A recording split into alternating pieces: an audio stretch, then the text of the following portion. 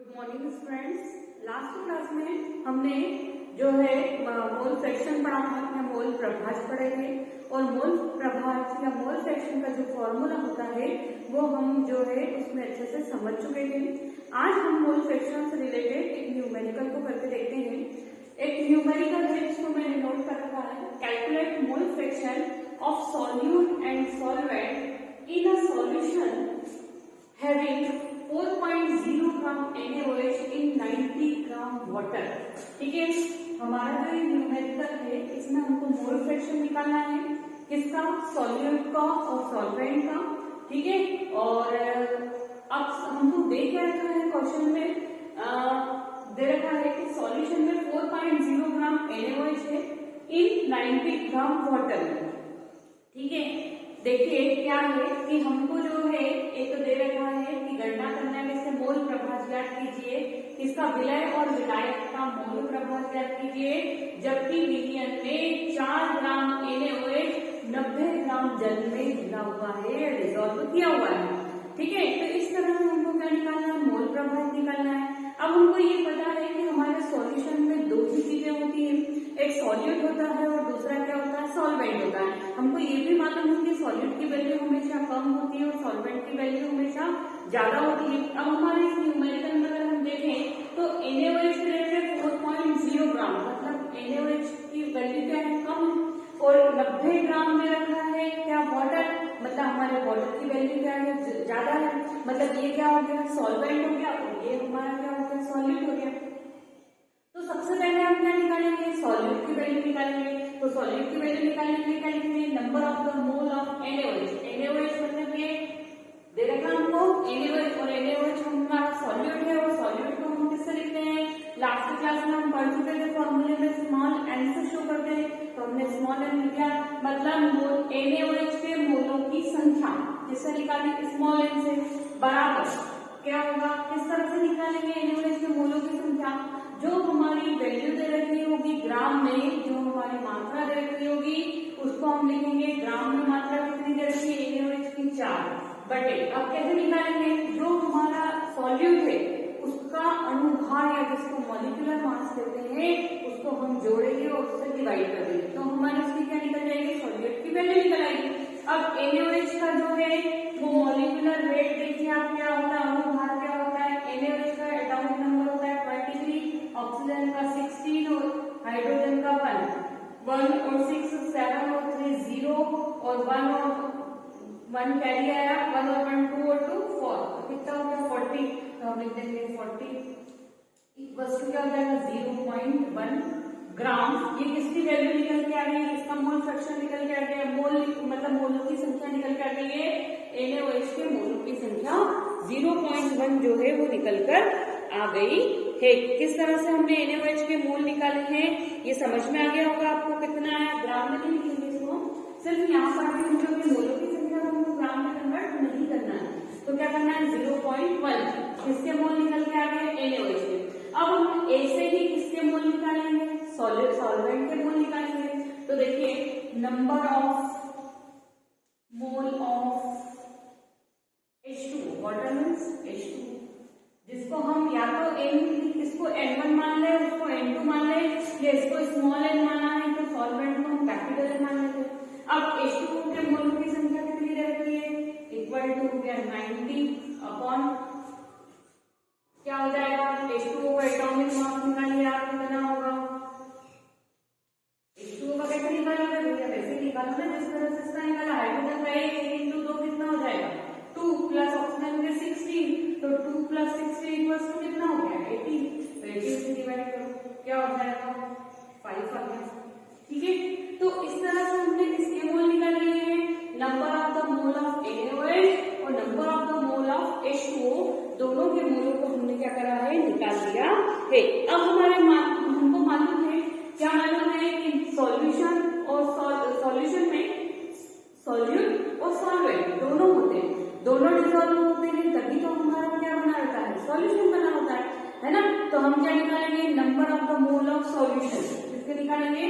Solution में number of mole of solution.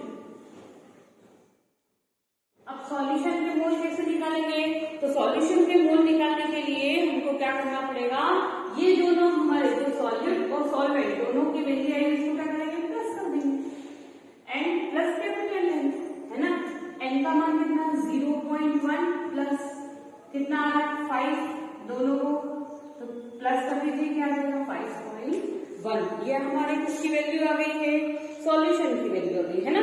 मतलब हमारी तीन चीजें समझ में आ गई। क्या क्या समझ में आ गया हमको समझ में आ गया है number of the mole of NaOH, मतलब सॉल्यूट के जो है ये सॉल्यूट के मोलों की संख्या निकल के आ गई। Number of the mole of H2O, मतलब किसके मोलों की संख्या निकल के आ गई, सॉल्वेंट के, ठीक है। और दोनों से मिलकर बना है solute plus solvent, solute plus solvent, तो दोनों से निकलकर हमारा क्या बन गया है, सॉल्यूशन बन गया 5.1, ये निकल के आ गया। तो इस तरह से हमने क्या निकाला है, तीनों की संख्या निकाली है। लेकिन हमको कैलकुलेट किसको करना है, mole fraction of solute and solvent. अब हमको किसका मोल फ्रैक्शन निकालना है, सॉल्यूट और सॉल्वेंट का। तो सॉल्यूट और सॉल्वेंट का मोल फ्रैक्शन निकालने के लिए हमारा फॉर्मूला होता है जो हमने निकाला था लास्ट क्लास में, यहाँ हम लगाएंगे, क्या लगाएंगे, मोल फ्रैक्शन ऑफ NaOH। हमारा सॉल्यूट क्या है, NaOH, तो लिख दीजिए मोल फ्रैक्शन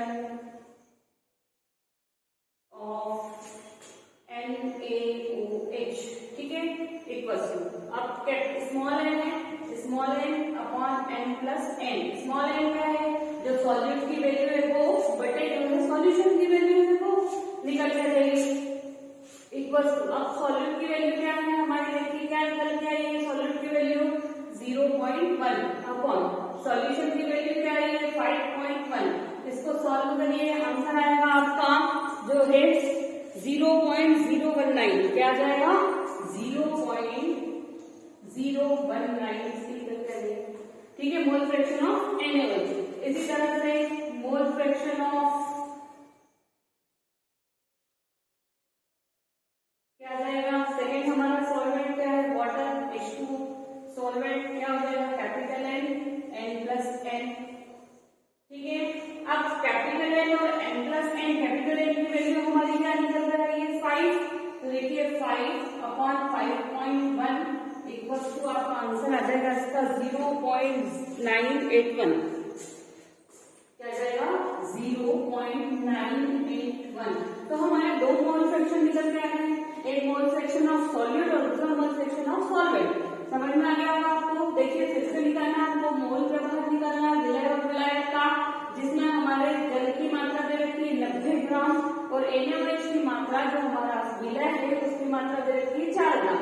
NaOH विलय है और जल क्या है हमारा विलायक है।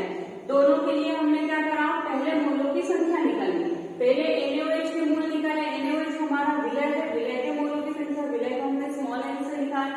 कैसे दर्शाते हैं, जो हमारा विलय है उसकी मात्रा जो क्वेश्चन में दे रखी है वो लिखा बटे उसका अणुभार, NaOH था, NaOH का अणुभार मैंने निकाल के बताया आपको कितना होता है 40, वो लिख दिया हमने, है ना। इसको डिवाइड कर दिया तो क्या आ जाएगी वैल्यू 0.1 आ जाएगी। अब सेकेंड देखिए number of the mole of H2O, जल के मोलों की संख्या निकालनी है जो कि हमारा क्या है विलायक। अब हम इसको कई बार बुक में कई अलग अलग बुक में अलग अलग चीजें, इसको N1 इसको N2 भी मान सकते हैं, कोई जरूरी नहीं है। हमने इसको स्मॉल एन इसको कैपिटल एन मान लिया तो भी चलेगा। एक बार हमारे विलय के मोल होना चाहिए, एक बार विलायक के मोल होने चाहिए, इससे कोई भी फर्क नहीं पड़ता, आप इसको स्मॉल एन मानो चाहे कैपिटल एन मानो। यहाँ कैपिटल एन लिखा है, फिर 90 क्या है हमारा, 90 जो है वाटर की वैल्यू दे रखी है और 18 क्या है, 18 जो है H2O का हमने अणुद्रव्यमान निकालना है, वो लिखा हमने, डिवाइड किया कितना आ गया 5 हो गया। अब हमारे जो है सॉल्यूशन होता है या जो विलयन होता है उसमें विलयक और विलायक दोनों के मोल होते हैं, तो विलयक और विलायक दोनों के मोलों को हमने जोड़ दिया तो विलयन के मोलों की संख्या बन गई। तो small N plus capital N दोनों को जोड़ दिया तो 5.1 आए। अब हमारा जो है न्यूमेरिकल हम स्टार्ट करते हैं कि जो मैं निकाला था हमको वो कि क्या दे रखा था, देखो क्या निकालना है, मोल फ्रैक्शन, मोल प्रभाव निकालना है, इसका सॉल्यूट और सॉल्वेंट मतलब विलय और विलायक का मोल प्रभाव निकालना है। अब जब विलय और विलायक का मोल प्रभाव हमको निकालना है तो वो किस तरह से निकालेंगे ये भी देखिए आप। जब विलय और विलायक का मोल प्रभाव हमको निकालना है तो विलय का मोल प्रभाव निकालने के लिए क्या होता है, small N upon N plus N, ये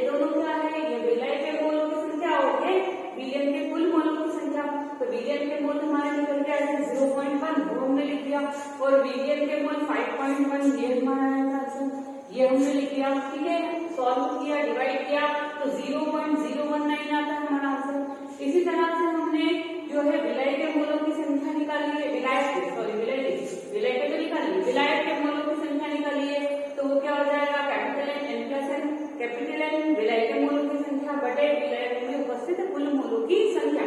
अब विलयन में हमारे विलय भी रहता है और विलायक भी रहता है, तो दोनों की संख्या को नोट किया, ये लिखा, N का मान कितना था, 5 था, और विलयन में उपस्थित जो मोल थे कुल उनकी संख्या कितनी थी, 5.1, डिवाइड किया 0.991, इसका आंसर आ जाएगा। इस तरह से हम मोल फ्रैक्शन को जो है निकाल लेते हैं। तो इस तरह से मोल फ्रैक्शन से रिलेटेड या मोल प्रभाव से रिलेटेड कोई भी न्यूमेरिकल आए तो आप उसको सॉल्व कर सकते हो। अब देखिए मोल फ्रैक्शन जिस तरह से पढ़ा उसी तरह से मोल फ्रैक्शन के जैसे ही मास फ्रैक्शन भी होता है। ठीक है, मोल फ्रैक्शन जिसको हमने कहा था, है ना, मतलब मोल प्रभाव, और हिंदी में उसको कहेंगे मास फ्रैक्शन को द्रव्यमान प्रभाव। ठीक है, दोनों में क्या डिफरेंस होता है, दोनों में बस थोड़ा सा ही डिफरेंस होता है कि उसमें हम number of the moles count करते हैं, मोलों की संख्या को गणना करते हैं और उसके अनुसार निकालते हैं। इसमें हम जो है द्रव्यमान प्रभाव के अनुसार जो है मास फ्रैक्शन के अकॉर्डिंग मास फ्रैक्शन को निकालते हैं। मास जो है किसी भी सॉलिड या सॉल्वेंट के मास को नोट करते हैं, उसके अकॉर्डिंग जो है करते हैं। अब हमारी डेफिनेशन क्या होगी, ratio of mass of the component of a solution and the total mass of a solution is known as mass fraction of the component in the solution.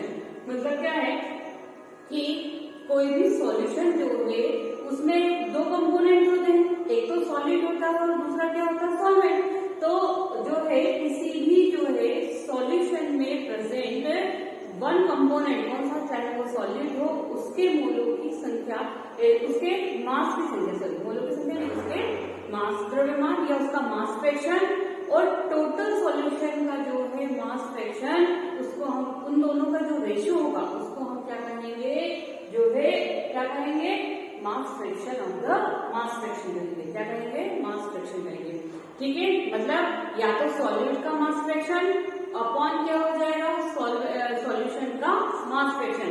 मतलब किसी विलयन में उपस्थित जो है, कोई भी किसी विलयन में उपस्थित किसी एक अवयव का मोल प्रभाव विलयन में उपस्थित कुल जो है कुल अवयवों के मोल प्रभाव के अनुपात के बराबर होता है। इसे हम क्या कहते हैं, द्रव्यमान प्रभाव कहते हैं। अब मान लीजिए इफ WA एंड WB, क्योंकि वेट लिख रहे हैं हम, द्रव्यमान लिखा है, तो W हमने किसके लिए लिया है, वेट के लिए। अब एक कंपोनेंट माना हमने A, जिसको हम सॉलिड मान रहे हैं, और दूसरा कंपोनेंट माना हमने B, जिसको हम क्या मान रहे हैं, solvent. If WA and WB are masses of two components A and B of a solution, मतलब हमारे सॉल्यूशन में दो कंपोनेंट्स हैं, किसी भी विलयन में दो घटक दे रखे होते हैं, एक विलय होता है, दूसरा विलयन होता है। अब विलय और विलयन को हमने N और N नहीं मानते हुए यहाँ पर हमने उसको A मान लिया और B मान लिया, क्योंकि सेम कंडीशन होगी तो आपको डाउट्स बढ़ेंगे, इसलिए हमने यहाँ पर क्या किया है, एक को जो है विलय को हमने या सॉल्यूट को हमने A मान लिया और सॉल्वेंट को B मान लिया, दो कंपोनेंट्स A और B मान लिए। सपोज करा है कि एक कंपोनेंट A है और दूसरा कंपोनेंट कौन सा है, B है। ठीक है, अब दोनों के मासेस को हमको निकालना है, तो हम किस तरह से निकालेंगे, तो वही हमारे निकालने के लिए जो है फॉर्मूला हो जाएगा, वो क्या हो जाएगा, मास फ्रैक्शन ऑफ A। ठीक है, क्या निकालेंगे, मास फ्रैक्शन, क्योंकि पहला वाला कंपोनेंट क्या है, mass fraction of A equals to क्या हो जाएगा, इसका मास फ्रैक्शन क्या है, सॉल्यूट है, तो क्या हो जाएगा, WA upon WA plus WB। अब WA क्या है, हमारे सॉल्यूट का मास है, और WB क्या है, सॉल्वेंट, तो दोनों मिला दिया हमने, तो क्या बन गया, सॉल्यूशन के टोटल जो है वो क्या होगा, मासेस हो गए, और WA क्या है, ये सॉल्यूशन सॉल्वेंट सॉल्यूट का जो है वो मास है। इसी तरह से mass fraction of B, mass fraction of second component क्या है, B equals to WB upon WA plus WB। मतलब ये सॉल्वेंट के मोल है, सॉल्वेंट का मास फ्रैक्शन है और ये सॉल्यूशन का मास फ्रैक्शन है। तो इस तरह से हम इस मास फ्रैक्शन को निकाल सकते हैं। अगर आपसे जब मोल फ्रैक्शन पूछा जाए तो आप मोलों की संख्या पूछी जाए तो आप मोलों की संख्या निकालेंगे, और अगर आपसे मास फ्रैक्शन पूछा जाए तो आप मास फ्रैक्शन का फॉर्मूला लगाकर उसको नोट कर सकते हैं। अब इसके अकॉर्डिंग हम एक न्यूमेरिकल भी कर सकते हैं जो दे रखा है। अब न्यूमेरिकल देखिए क्या दे रखा है, 10 ग्राम H2SO4 is dissolved in 100 gram solution. Calculate mass fraction of H2SO4 and water in solution. अब आप देखिए कि हमारा जो न्यूमेरिकल है उसमें दे रखा है हमको कि किस तरह से हमको जो है 10 ग्राम H2SO4 है ना, मतलब हमारा सॉल्यूट क्या हो गया है, जो है हमारा सॉल्यूट है वो है H2SO4। सॉल्यूट हमारा H2SO4 है, लेकिन हमारे सॉल्वेंट की वैल्यू कहीं भी नहीं दे रही, क्योंकि क्या दे रखा है न्यूमेरिकल में 10 ग्राम H2SO4 is dissolved in 100 gram solution, है ना, मतलब 100 ग्राम सॉल्यूशन जो है वो उसमें 10 ग्राम क्या है H2SO4 घुला है, ठीक है।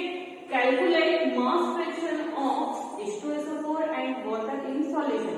अब हमको क्या करना है, कैलकुलेट क्या करना है, H2SO4 और वाटर जो सॉल्यूशन में है उसका मास फ्रैक्शन निकालना है, ठीक है। मतलब आपको 10 ग्राम H2SO4 घुला हुआ है, 100 ग्राम लीटर में 10 ग्राम H2SO4 घुला हुआ है, तो आपको जो है H2SO4 और जल का द्रव्यमान प्रभाज ज्ञात करना है। अब आप कैसे करेंगे जल और उसका द्रव्यमान प्रभाज, तो आप सबसे पहले तो किसकी वैल्यू निकालेंगे, मास ऑफ H2SO4 मतलब सॉल्यूट की वैल्यू निकालेंगे। मास ऑफ H2SO4 कितनी दे रखी है 10 ग्राम, ठीक है। अब जब H2SO4 की निकल के आ गई आपकी वैल्यू, मतलब आपके सॉल्यूट की वैल्यू निकल के आ गई है, अब मास ऑफ वो तो गिवन दे रखी है ना, मास ऑफ H2। अब H2O की वैल्यू आप कैसे निकालोगे, आपको टोटल सॉल्यूशन दे रखा 100 ग्राम और उसमें सॉल्यूट की वैल्यू कितनी दे रखी है 10, तो 100 में से 10 को माइनस कीजिए, बाकी तो आएगा वो सॉल्यूट की वैल्यू निकल के आ जाएगी, तो 100 माइनस 10 इक्वल्स टू क्या हो गया 90 ग्राम आपका क्या हो गया, ये आपका सॉल्वेंट हो गया। और क्योंकि हमारे क्वेश्चन में एक चीज दे रखी है H2SO4 और दूसरा क्या दे रखा है वाटर, तो वाटर हमारा क्या है सॉल्वेंट, ठीक है, वाटर दूसरा कंपोनेंट है हमारा, तो हमारा सॉल्वेंट हो गया, ठीक है। अब हमारा फॉर्मूला लगाएंगे मास फ्रैक्शन ऑफ H2SO4, तो देखिए मास फ्रैक्शन ऑफ H2SO4 क्या होता है 10 ग्राम दे रखा है, क्योंकि जो सॉल्यूट की वैल्यू है फर्स्ट कंपोनेंट की वैल्यू है वो निकाली, हमने फॉर्मूला लिखा था WA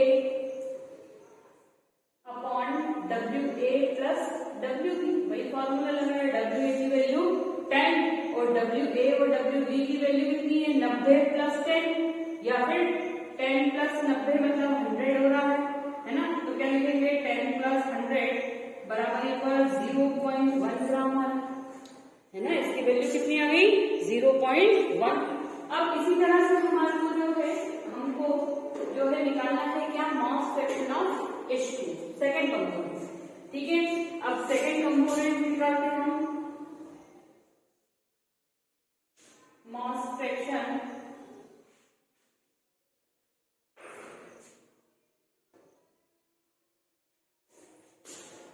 फ्रैक्शन ऑफ H2 है ना, फॉर्मूला क्या है हमारा WB upon WA plus WB, ठीक है। WA की वैल्यू WB की वैल्यू कितनी है 90 अपॉन क्या हो जाएगा 100, तो आंसर क्या आ जाएगा हमारा 90 अपॉन 100, तो 0.9 निकल कर जो है हमारा आंसर आ जाता है।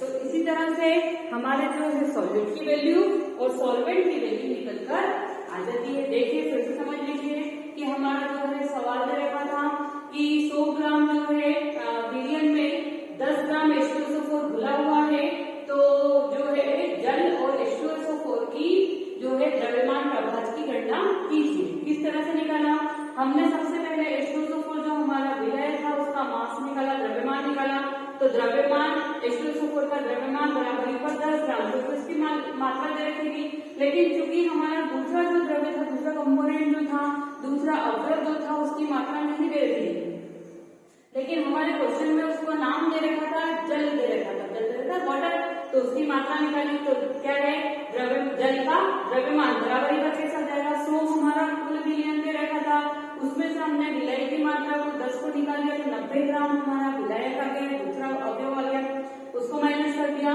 फिर हमने निकाला मास फ्रैक्शन ऑफ द H2SO4, और पहले विलय जो था उसका द्रव्यमान प्रभाव निकाला, तो 10 हमारा WA हो गया, और 10 प्लस 90, क्योंकि WA प्लस WB टोटल भी लिख सकते थे हम 100, लेकिन हमने अलग अलग भी लिखा तो भी कितना हुआ, 100 लिखा, तो 10/100 बराबर निकल के आ गया 0.1 निकल के आ गया।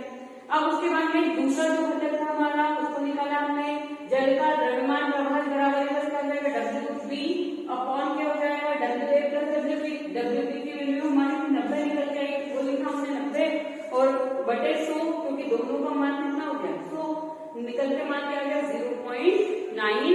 तो इस तरह से आपका द्रव्यमान प्रभाज आपने निकाल लिया है, और इससे रिलेटेड हमने सवाल भी कर लिए हैं, न्यूमेरिकल्स भी कर लिए हैं। अब अगले उसमें हम ppm जो है सांद्रता या ppm कंसंट्रेशन के बारे में पढ़ेंगे, और ये हमारा जो है न्यूमेरिकल से रिलेटेड जितना भी टॉपिक है वो लास्ट टॉपिक रहेगा ppm जो है सांद्रता का। इसके बाद हम आगे कंटिन्यू करेंगे। Thank you.